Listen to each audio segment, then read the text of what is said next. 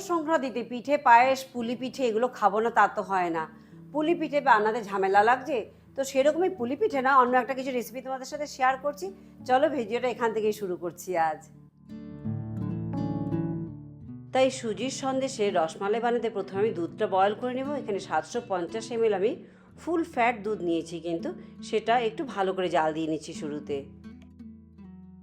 Full fat দুধ দিয়ে কিন্তু বানাতে চেষ্টা করো, তাতে কিন্তু খেতে খুব স্বাদ হবে আর খুব ক্রিমিও হয়ে যাবে। অনেকক্ষণ ধরে দুধ যে জাল দিতে হবে তা নয়, কিন্তু একটু ভালোভাবে একটুখানি বয়ল হয়ে গেলেই কিন্তু হয়ে যাবে। সাইডে যে দুধের সরগুলো যে জমা হচ্ছে সেগুলো স্ক্র্যাপ করে দুধের সাথে একটু মিশিয়ে দিও। দুধে ভালোভাবে জাল এসে গেলে এবার 100 গ্রাম গুঁড়ো দুধ অ্যাড করে দিচ্ছি। এতে কিন্তু আমাদের কুকিং টাইমটা বেঁচে যাবে, দুধ তাড়াতাড়ি ঘন হয়ে যাবে, আর কিন্তু এই দুধের যে রিচনেসটা অনেকটা বেড়ে যাবে।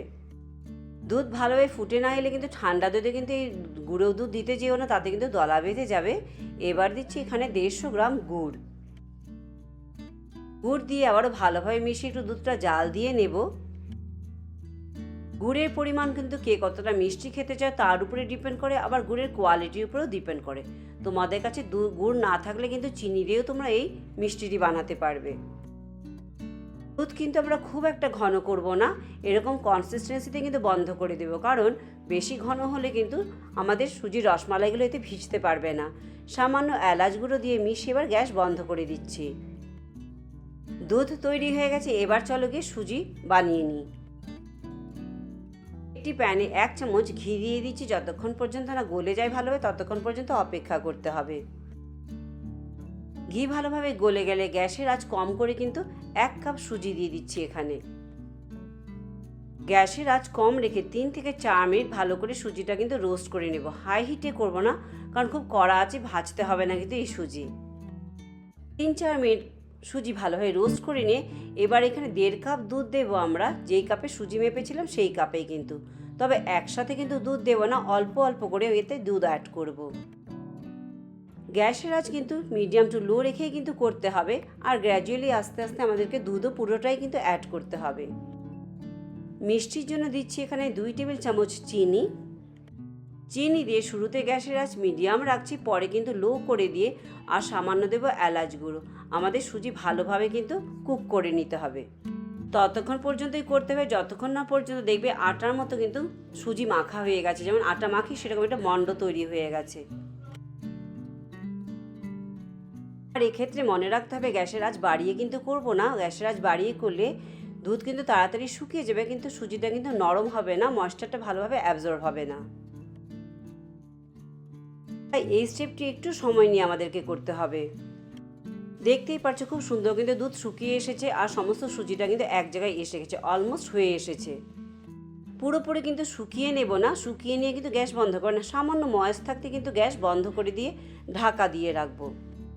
সমস্ত সুজিটাই এক জায়গায় এসে গেছে, একটা দলা মতো হয়ে গেছে। এবার গ্যাস বন্ধ করে ঢাকা দিয়ে রেখে দিচ্ছি। মিনিট 5 মতো ঢাকা দিয়ে রেখে দিচ্ছি।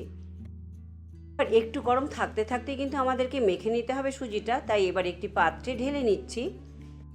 এখনও কিন্তু হালকা গরম আছে। এতে দিচ্ছি 1/2 চা চামচ বেকিং পাউডার। এতে কিন্তু রসমালাইকে বেশ সুন্দর নরম হবে আর ফুলবে।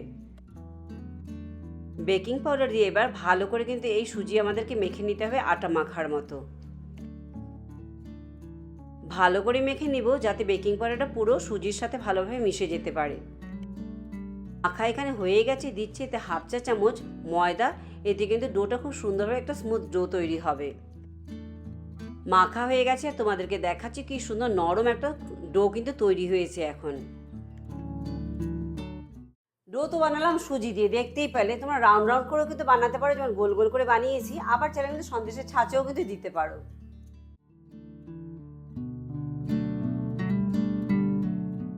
এই ডো থেকে কিন্তু ছোট ছোট পোর্শন করে এরকম করে কেটে নিচ্ছি, যেভাবে রুটি পরাঠা বা লুচি বানায়। যে যতটা বড় রসমালাই বানাতে চাও তত বড় পোর্শন নিয়ে এবার হাতের সাহায্যে চেপে চেপে ওভাল সাইজের কিন্তু করে নিতে পারো রসমালাইয়ের মতো। খুবই ইজি কিন্তু বানানো, খুব একটা কঠিন নয়। দেখতেই পেলে জাস্ট হাতের মাঝখানে নিয়ে চেপে এভাবে একটু শেপ দিয়ে চেপে চেপে রেখে দাও। আর এভাবে একইভাবে সবগুলো আমি কিন্তু রসমালাই বানিয়ে নিচ্ছি এখান থেকে। এদিকে ভাজবার জন্য তেল গরম করে নিচ্ছি। যদি একটু অন্যরকম ডিজাইন করে পরিবেশন করতে চাও তবে কিন্তু সন্দেশের ছাঁচ নিয়ে একটুখানি ঘি দিয়ে গ্রিস করে নিও। তারপর একইভাবে মোল থেকে অল্প পোর্শন নিয়ে এভাবে চেপে চেপে যেভাবে আমরা সন্দেশ বানাই সেভাবে বানিয়ে নিও। খুব ইজিলি কিন্তু এই সন্দেশের শেপেও কিন্তু উঠে আসবে। আমি সবগুলো থেকে কিছুটা ওভালে বানিয়ে নিয়েছি, কিছুটা সন্দেশের ছাঁচে বানিয়ে নিয়েছি। সবগুলো তো একসাথে ভাজতে পারবো না, তাই ঢেকে রাখছি এতে শুকিয়ে না যায় আমাদের এই রসমালাইগুলো। দেখতেই পাচ্ছ খুব সুন্দর স্মুথ, কোনোটাই কিন্তু ফেটে যায়নি, সবগুলো কিন্তু খুব সুন্দরভাবে কিন্তু তৈরি হয়েছে। তেল ভালোভাবে গরম হয়ে গেছে। এবার একে একে অনেকগুলো করে একসাথে দেবো না, কিন্তু কত বড় পাত্র সেটা দেখে নিয়ে 3টে থেকে 4টা একসাথে দিয়ে ভেজে নিচ্ছি। এবার এখানে আমি হাই হিটে ভাজবে না, কিন্তু লো টু মিডিয়াম হিটে আমাদেরকে ভাজতে হবে। তবে খেয়াল রাখতে হবে যখন আমরা এই রসমালাইগুলো দেবো তখন যেন তেল গরম থাকে। একটু চামচ দিয়ে শুরুতে নাড়িয়ে দিচ্ছি যাতে নিচে কড়াইয়ের নিচে যেন লেগে না যায়, তার জন্য। এক পিঠ ভাজা হয়ে গেলে উল্টে দিয়ে অপর পিঠটিও ভালো করে ভেজে নেব যতক্ষণ না পর্যন্ত সুন্দর গোল্ডেন ব্রাউন কালার এসে যায়। দু পিঠ ভালোভাবে ভাজা হয়ে গেলে এবার এই তেল থেকে আমি ছেপে তুলে নিচ্ছি। আর একইভাবে কিন্তু সবগুলো বানিয়ে রাখা রসমালাই এবার এতে ভেজে নেব। সন্দেশের ছাঁচে বানানোগুলো ভেজে নিচ্ছি, ভেজে তোমাদেরকে দেখাচ্ছি। দেখতে কিন্তু খুব সুন্দর লাগছে। দেখতে ভালো লাগা, খেতে কিন্তু একই স্বাদই হবে। এবার দুধে দেওয়ার আগে দুধ তো ঠান্ডা হয়ে গেছে, আবার একটু সামান্য গরম করে নেব। ঠান্ডা দুধে দিলে কিন্তু এই রসমালাইগুলো কিন্তু নরম হবে না। দুধে এক জাল এসে গেলে এবার ভেজে রাখা রসমালাইগুলো একে একে দিয়ে দিচ্ছি। দিয়ে 4 থেকে 5 মিনিট মিডিয়াম হিটে একটুখানি ফুটিয়ে নেব। এতে ভালোভাবে দুধ, গুড়ের স্বাদ সব কিছু কিন্তু ভালোভাবে এতে অ্যাবজর্ব করে নেবে। 5 থেকে 6 ঘন্টা কিন্তু ঢাকা দিয়ে রেখে দেবো। এতে সুজির যে রসমালাইগুলো বানিয়েছি খুব নরম হয়ে রস ঢুকে যাবে। আবার চাইলে কিন্তু ওভারনাইটও রাখতে পারো, তোমরা ফ্রিজে রেখে দিও, আর ঠান্ডা করে খেয়েও ভালো লাগবে বেশ। ঘন্টা 6 পর ঢাকা খুলে এবার পরিবেশন করছি। আমি এখানে ওভারনাইট রাখিনি, তবুও কিন্তু যথেষ্টই নরম হয়েছে। তোমাদেরকে কেটে আমি দেখাচ্ছি সেটা। টোটালি অপশনাল, চাইলে একটু পিস্তা কুচি উপর দিয়ে ছড়িয়ে দিয়ে পরিবেশন করতে পারো। দেখতেও ভালো লাগবে, খেতেও কিন্তু ভালো লাগে। দেখতেই পারছো জাস্ট ঘন্টা 6 কি হয়েছে, যা কিন্তু যে যথেষ্ট নরম হয়েছে। আরও যদি অনেক লম্বা সময় রাখো আরও কিন্তু নরম হবে, খেতেও স্বাদ লাগবে। 5-6 ঘন্টা পর পরিবেশন করে তোমাদেরকে দেখিয়ে দিলাম কতটা নরম হয়েছে।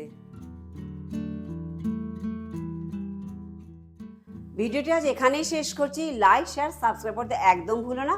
পরে আবার অন্য কোনো ভিডিও নিয়ে তোমাদের কাছে চলে আসবো। সবাই ভালো থেকো, চলো বাই বাই।